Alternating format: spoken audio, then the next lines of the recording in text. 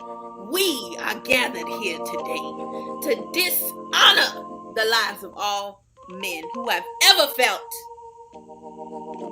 the need to have a podcast. If you have ever bought a microphone or a headset and breathed life into your opinions, may you never, ever, ever, ever rest in peace.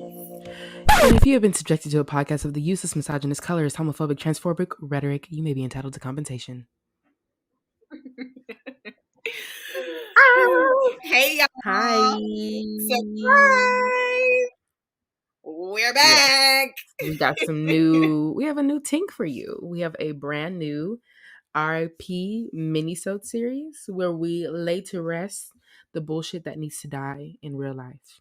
Like, even if y'all are still alive, like, you're dead in our minds. So it's kind of like a prophetic funeral, you know? Like, with any luck, our dreams will come true. And in true FYN fashion, we are manifesting a better world. So it's not just about, wanting people to be dead. It's about creating something new and better. Yes, an ideological death. Yes. An ideological to death. We are gathered here to lay to rest bullshit. Precisely that. But today specifically, we're here to say hasta la vista, baby, to male-centered podcasting platforms. Reason number one being, just from a historical perspective, like, time is up. Like, your presentation has went on for too long. We've learned enough. We've gathered all that we could from listening to men.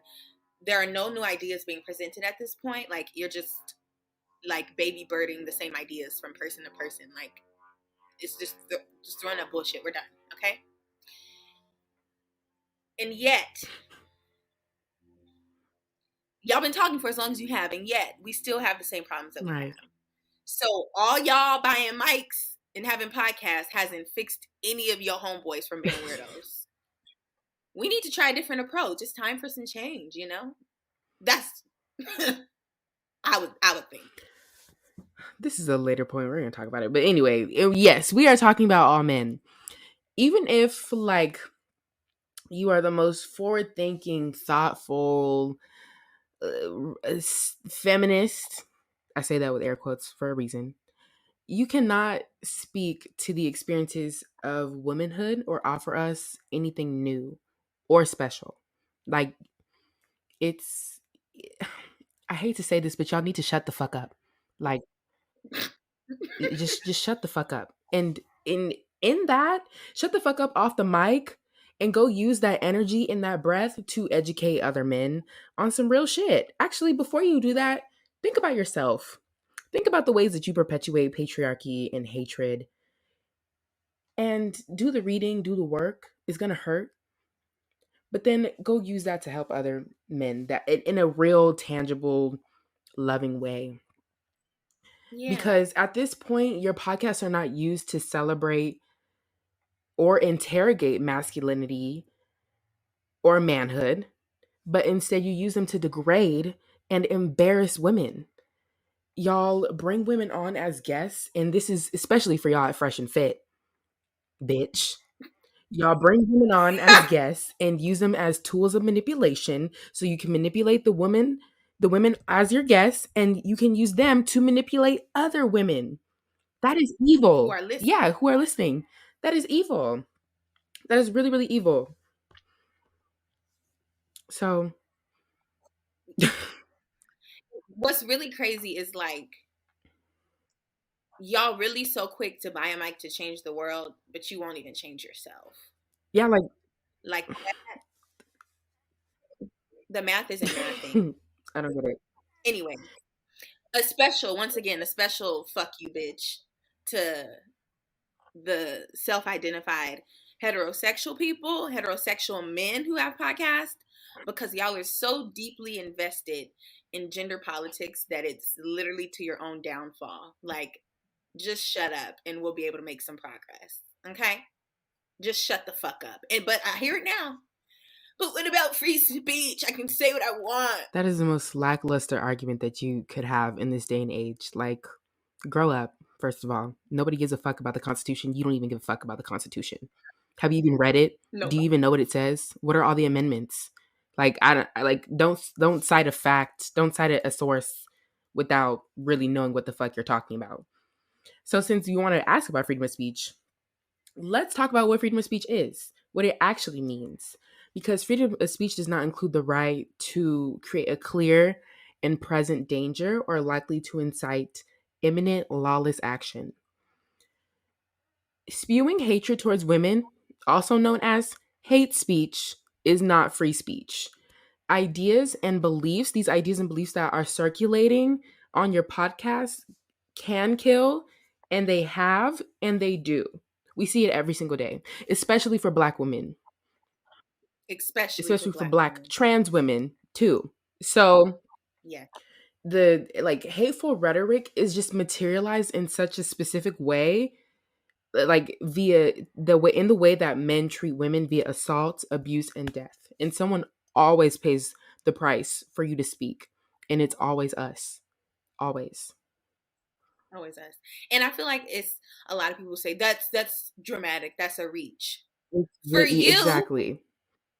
for you, for you, literally in the most intimate ways and in the most societal grand scheme ways, women pay the price for you voicing your opinions that your homeboys then go and reenact in their intimate relationships with their partners to prove their manhood to you, which is some very gay shit.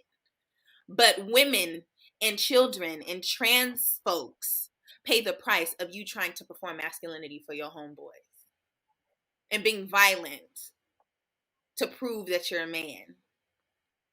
Like, we are, the dissonance is killing me. And this is Anyways. not like new. This is historical. No, This shit has been happening since y'all picked up a fucking spear. Okay? Like it's ongoing. It needs to stop. We're tired of this shit. We're tired of it. no, really. And this specifically, when we talk about male privilege, there's a unique bully pulpit effect that happens that men are afforded that women aren't, because more often than not the ideas of men are basic as fuck. Y'all have not Period. really challenged the norm or said anything radical that's made anybody feel anything new. Specifically, in I'm let me be specific, I'm specifically talking about hetero cisgender men right now in regards to this, because y'all have not interrogated your privilege. Y'all don't have no new radical ideas, but your privilege therefore allows you to speak freely and say whatever you want.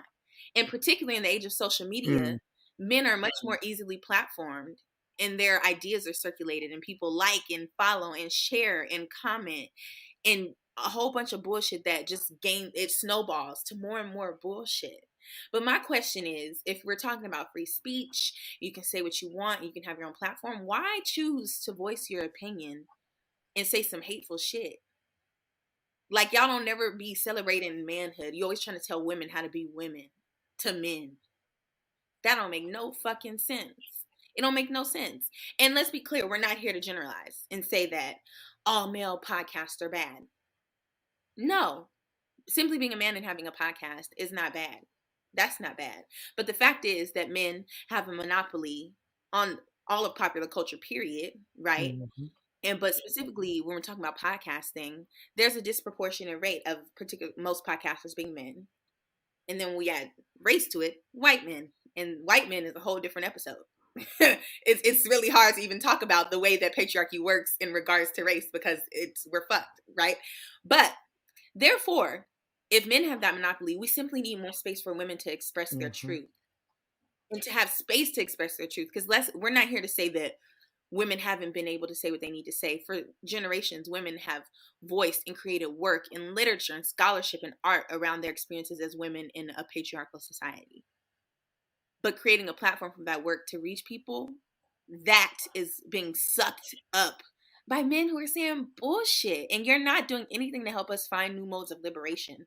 So no, this is not about silencing you. It's about understanding that you have a particular social capital and choosing to shut the fuck up to make space for people who have been silenced and marginalized, to make sure that they get the chance to be centered. so that we can probably have a fucking shot at getting to new ideas of how to free everybody and to create a better society. But I think this might be even going over y'all heads because I really have a hard time believing that cis men are even are interested in liberation in the way that other people. That's a whole nother episode too. A lot of y'all niggas don't want to be free. And we said that before on this podcast. A lot of y'all don't want to be free. Y'all want the same shit to keep spiraling and spiraling and spiraling. And then it's like, oh, I don't know what to do. We told you. We said it already. Like, and a special fuck you to men that focus on their podcast, focus on men gaining power through dating and courtship. Because y'all are not creating, like, the only thing you have managed to do is create new terminology to define women in relationship to men, like male desirability and or, well, actually, I'll just say hatred, period. Because oh, I'm a high value man. You a low value woman. You low vibrational. I'm a king. You not a queen. You only a 2 on my scale. Like, don't nobody You got kids? Oh yeah, nothing above don't a nobody 6. give a fuck about your fucking opinion. Like, what? I'm like the cognitive dissonance that it takes to create standards and like a partnership with the woman without thinking about you first is astronomical. Like, I couldn't even fathom. Like, it's just like let me just stop talking because I have nothing else to say. Like, it's just like ridiculous. But the thing about the whole rating system of it all and creating specifically the creation of new terms to like terms that have the specific purpose of reaffirming like men's masculine credibility and like literally trying to butcher the confidence of women who like to date men. That whole purpose, it's like y'all want to be slaves so bad again. Right. Why are we interested in putting ourselves on the auction block? Why are we Yes. interested in negotiating our value with systems like patriarchy and colorism and fat phobia? Why are we interested in doing that? Why? I don't get it. And it's really crazy because when we're talking about specifically like the Kevin Samuelites, the black men who love to do this shit and invite women on the show specifically to degrade them and tell them that they're not good enough to date a man who has this or whatever the case is, whatever the fuck. Like the whole purpose of that is what? You're not getting us anywhere. Like, do you think our ancestors survived slavery in the ways that they knew so that we could sit here and tell people that they could never be with somebody because they too fat or they got 6 kids? Absolutely not. Like, that's just the silliest way to use your free speech. That's fucking crazy. It doesn't make sense to me. Like, y'all want to be a part of this system so bad. And it's just another example of how women pay with our literal emotional well-being. Like, I have to scroll through these fucking videos. I pay with my emotional well-being. And women who go on, this is the Kevin Samuel show, like looking for validation from men about their life and their circumstances. We pay for you trying to once again affirm your masculinity. And we can't do that anymore. And yes, there's a conversation to be had about like slavery and masculinity and in that relationship. But that's work that needs to be done on y'all on behalf of men.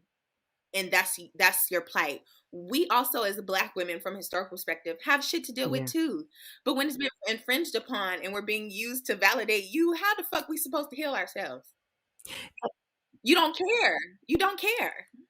You don't care. You're only interested in yourself. And even within that, like the damn, I forgot what the fuck I was about to say. But over the course, the time that we have now, like in trying to offer y'all compassion is limited. It is it's running out. Actually, I think it's not like I can't even say it's dead. That's why we're here. We're burying it because I think I'm done. yeah, like it's zero. Like personally, on a personal level, it's zero. Like, well, we need to have compassion and la la la. Yes, we do, but we've had enough. So get with it or get lost, and preferably here at Foot of Your Neck. Losers, lost, gone. Like, y'all need to spend more time figuring out how to love Yeah. yourself having a really intimate, personal conversation with just you. Stop worrying about dating women. And let's be real. If you are a straight man who is interested in dating women, a straight man who's interested in getting pussy, that's what that's code for. Because let's be real. If you listening to these fucking podcasts specifically about dating, you're not interested in dating women. You're interested in manipulating women into having sex with you. You don't want any Say that relationship. again. Say that. That Say that. that's once again a different episode probably. But you have, if you really want pussy, you have no business listening to men. That's the gayest thing you can do. And if that's what you want to do that. But listen and learn from the women who you are pursuing directly, the women who you want. You need to figure out why it is you don't want an emotional relationship with a woman. Do you really want to date women? Like, think about that. Outside of sex, do you really want to date women? Confront that dissonance between sexuality and romanticism for yourself. But if you decide you really do want to be with women, you need to learn from women. Yes. What information can you get from another man about a woman that you want to pursue? Why not go to the source? Why not figure out how to gain the skills to communicate with the people that you want to be with? That's like, should not be a radical idea, but I feel like y'all never considered that before. It's because they like boys. That's why. They like boys. Like, and that's beautiful. You can do that. Let's move to honesty. Let's move to honesty. Okay? Yeah, Because we need more truth. Go listen to our first episode from season 2. We're not interested in delusion and dishonesty. We're interested in truth and reckoning with that, whatever that looks like. Yes. And that, like, literally, like, and it's crazy because I literally feel like something we talk about in that first episode of season 2 is also like, just in me and Jonna's experience as growing up as young Black girls, we don't have the option to like live in a reality where we're not attuned to the ways in which we have to negotiate power. We have to be acutely aware of the fact that, oh wait, I'm a girl, and boys have privileges. Oh wait, I'm a Black girl, when I'm amongst other girls who are not Black or white girl. Like, I have to negotiate these two different worlds. That is that we could not have become and self-actualized without that information. It would have been dangerous. That's a dangerous way to move through the world for young Black girls. Very dangerous. So we didn't have the choice to be honest with ourselves and do the work of interrogating. Why do I feel like this? What experiences have I had that make me feel like this? Just do that work. Just keep a journal. Fuck. Yeah. God damn. Literally, like, it's like, like. You're gonna stare at the ceiling. Oh my God. Something, please, please, please. Specifically, cishet men. Specifically, just take a fucking break. Take a fucking break. There's too much. You like, not enough meditation. Like, you just have to keep going, keep, and it's like, no, stop. Now that you're gone, we've closed the casket. Yeah, 6 feet. You're done. You're done. What now? Because the world, believe me, sooner or later, the tides will change. And this is how we're going to get there. Okay? Right. So first of all, a world that thrives from matriarchal influence is possible. And actually, it's probably more favorable. It's been seen yet again throughout history.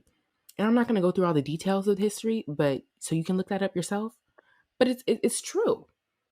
Because investing in womanhood and femininity as like a grounding force is not the antithesis to masculinity. I'm going to say it again. Investing in femininity and womanhood as a grounding force is not the antithesis of masculinity. Masculinity is not bad. So, but it's not, in the ways that it's been used throughout time and the way that it continues to be used throughout time, it's not sustainable. And so we need to switch to something else, to something that we know that works and we have the answers. Yes. And it's not sustainable for nobody. Yes. Let's be real. Not even for y'all. Even on individual levels, y'all pay the price for constantly choosing to invest in toxic masculinity and not your true self. You constantly do that. And investing in femininity and womanhood as a force for your liberation, simply you can start by listening to women. Actually listening, but also believing their experiences as their truth. You do not need to contextualize somebody else's experience by whether you believe it's true or not. Don't even question it. Just believe it as truth. Maybe. Like maybe there's a world where people experience things that you have and never will experience simply because they are a woman. Uh-oh. Like this shit is not hard. This shit is not hard, especially because masculinity, like we have no choice. Even in this fucking whole breakdown of this episode, we have no choice but to attempt to try to understand the way that masculinity works so that we can avoid it to help our lives go a lot more smoothly. Like we've had to negotiate a relationship with masculinity. You can do it too. Right. In a way that is helpful and healthy to yourself.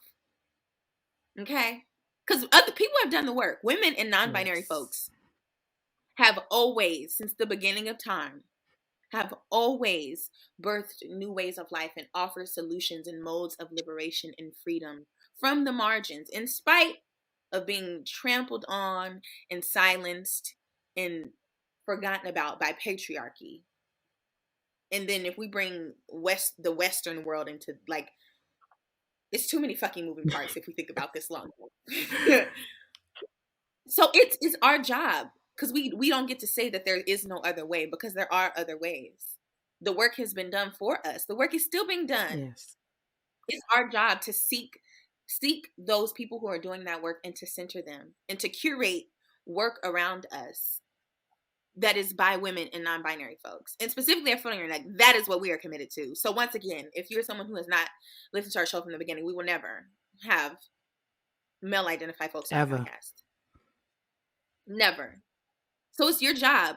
And that's not to say, and we're not saying get rid of podcasts with men because we don't want no men to talk ever, but we want to raise some consciousness around why the fuck you think you need to pick up a mic. And for people who listen to those shows, we want you to think about why you think you should listen to this. Why do you not think that you can gain insight? There are podcasts about women in terms of dating. Why you don't listen to women? Why is that? Why? It's not making no fucking sense to me. And I feel like this one might get me in trouble. What if you took some time to try to understand how to use your homoerotic urges to actually foster authentic, loving iterations of masculinity? You can love your friends. You can figure out how to love the men around you. How to create positive modes of masculinity that will thus cause you to stop hating women and help you love yourself. Because like Johnny said, masculinity is not bad. But when you soup that shit up and put hydraulics on it and just run over everybody else's opinions and existences, that shit is pretty harmful. But what if you interrogated the fact that you want camaraderie amongst your friends? You want to have an emotional relationship with your friends and your loved ones. Let's investigate that and figure out how to make a loving space for men to be amongst men and to love each other in a way that doesn't inherently call for the degradation of people who are not men. Let's interrogate the homoerotic urges and use them for good. And let's be clear, it's not to say go be with men if you don't want to be with men. No. Y'all, that's the problem too. The hypersexuality of it all is crazy. Like, how can we figure out how to create loving, platonic, emotionally robust relationships with men who are straight? That's what we really need, because we can't do the work amongst men. So y'all need to figure out how to really do it from a place of love and positivity, because we've done all we can do. And that reminds me of when I wrote this man a letter that I was dating at one point, and I told him, until you can like really learn to interact with women in real life, maybe you should just go read books written by Black women. Maybe you should go listen to podcasts and audio and even music written by Black women and femmes, until you can learn how to so you can learn, and until you can learn to interact with them in real life, because it's extremely harmful. Like Extremely. it's like there's too much harm done in the course of you trying to figure this shit out. Yeah. So stop. Don't go buy a mic. Don't go buy a headset. Don't come on a male podcast. Figure out how to love yourself. Like, let's figure out how to love ourselves. Please, please, please, and think hard about why. Why? Why should I start a podcast? Why do I need a Yeah, microphone? I really need to. is it add anything to the radical canon? Is it really helpful? Maybe not. Is it really meaningful? Maybe Hmm. not. Okay. Shut Yeah. up. With that, I'll say ashes to ashes. Dust to dust. Here lies all men who own mics. Good riddance Good riddance and bad luck. and good luck. Bad luck, not good luck. Take that as you wish. Good luck, bad luck. For our sake, I hope y'all figure out how to get free. Right. We will not see you on the flip side.